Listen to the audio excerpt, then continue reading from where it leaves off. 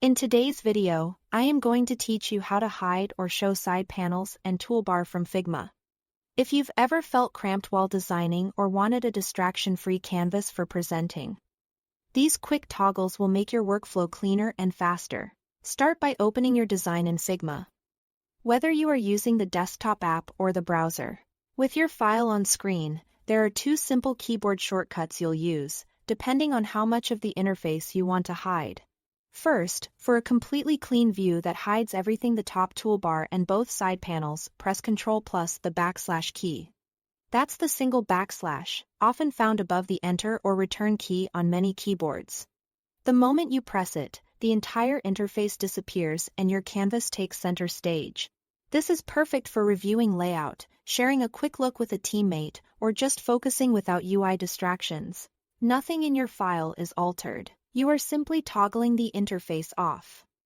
Press the same shortcut again to bring the toolbar and panels right back.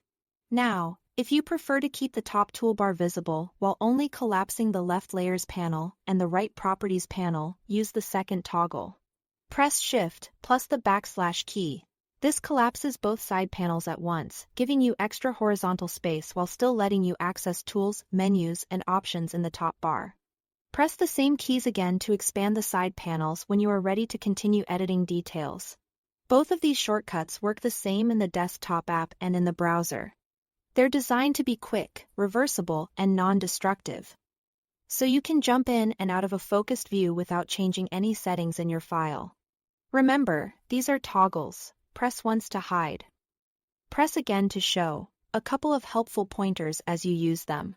When the entire UI is hidden, you can still pan and zoom around your canvas. Select frames and review spacing. You are simply not seeing the panels and toolbar. If a shortcut doesn't seem to respond, double-check your keyboard layout or try refocusing the Figma window, and consult Figma's shortcut reference if needed. That's all to it. These small habits free up space, reduce clutter, and help you work with confidence. Thanks for watching.